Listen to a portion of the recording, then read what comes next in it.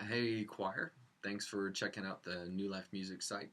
Just wanted to go over some practical usages of mics. There's a couple different mics that we use for different applications, and I wanted to go over the different usages so that way when we're getting ready to do a song, you know what mic you're using and how to use it because every mic has a different use. And the first mic we're going to talk about is the most common for singing. It's called a dynamic microphone. The majority of these is you will see on every mic stand we have at the church right now that people use for vocals. This microphone picks up the best range it does is when a mouth is 2 to 3 inches away from the capsule. It picks up the best when you'll see someone come up and they'll give a word and they'll hold the mic down here. That really sends the sound man in a tizzy because that means he has to bring up the volume, but if he brings it up too much, it has the possible of creating feedback. So when the mic is right here, he can keep the volume down because your voice is projecting louder, and that means he doesn't have to drive you as much. So that's a dynamic microphone. Um, Usually they have a round capsule at the end, but this particular model is just flat, but you'd know them with the round end. If you're going to be singing in a choir setting and you have more than one person singing into a dynamic mic, you'll probably want to have it no more than 2 feet away from your mouth. If you're 3 feet or more away from your mouth, the sound man isn't going to be able to get you very well. And if he does get you, he's also going to be getting all the other instruments too, because you're too far away from the mic. So if you're going to be using a dynamic mic, if there's like 2 to 3 people per mic, you want to have it so you might have to turn sideways, get next to each other, and be no further than 2 to 3 feet from the mic. I know that's kind of close in proximity with each other, but that actually gives him the best to work with. The next mic I'm going to talk about, it's called a condenser mic, and the condenser mic is what is mainly used for choir applications. It's what you will see that is hanging down from a ceiling, or it's on a rod that points towards a general amount of people. Um, if you're using a mic like this, it's smaller. They're usually smaller in size. We don't use these as much because you have to have an external power supply in order to power it. Where with the dynamic mics, you don't usually need that. But with the condenser, you do. And if you're using a condenser, you usually don't want to stand right in front of the microphone. Like if you're in a choir and you see the condenser mic pointed right at you, it's going to really pick you up.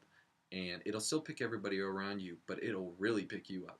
And so what we usually do, if we have like 6 people, we'll put the louder voices on the outside of that group, and we'll put the quieter voices near the inside, and we won't point it at a person. We will point it just in the center of the 6 people. So it'd be 3, 3, and the mic would kind of be pointed towards the center. And what that would do is that would give the best pickup for the mic. So that's the condenser mic. Again, we don't sing into these; they're just too sensitive. And the other mic we use, this is called a large diaphragm recording microphone. They're used for recording. Usually see these in a studio, usually mounted up. They have a pop screen in front of them. There's a couple different methods. We'll probably do some recording. Actually, what I plan on doing is I actually plan on bringing this mic to our practices and set it up. And what I'll do is I'll give you the chance. I'm going to record you individually. So um, if we're practicing and we're going over a song, um, if we have 5 people in the group, we'll go over it 5 times, and we'll take turns with people standing in front of the mic. And at the end of the practice, I'll email you singing to the song. And what I'll do is you can stand in front of the mic, and the other 4 people will stand away. Everybody will sing their part, but then you'll get a copy of you more being projected with the group. So that way you can hear how you sound and the tone of your voice, and that way you can know what you want to work on. and different parts. Maybe you're getting flat in a certain part of a section, or maybe your vibrato is too wavy and you need to kind of steady it out. Things like that. Maybe enunciating words. We want to be able to really sharpen your ability and your skill for singing. So we're going to be using this application. And in using this application, there's a lot of times you'll see, like I said, a pop guard, a pop filter that'll go on the front of this. You'll sing into it.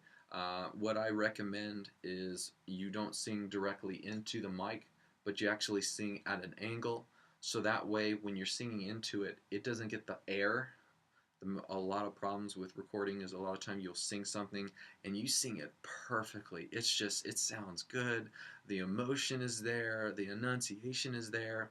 But if you speak at the mic and it gets the p or the t, just a really too much air, it can totally ruin your take.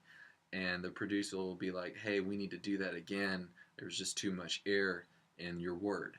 So in order to avoid that, instead of singing directly into the mic, you speak past the microphone, and the microphone still grabs the words of what you're saying and records it.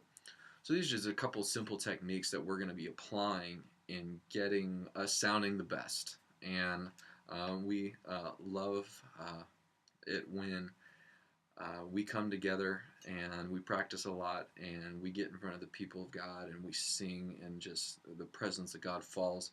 But I know that David killed Goliath, but he still had his share of lions and bears. And he even said that he played before Saul, and his playing actually silenced the tormenting spirits that were tormenting Saul. But he was in the field practicing and really getting his playing down before he ever played for a king.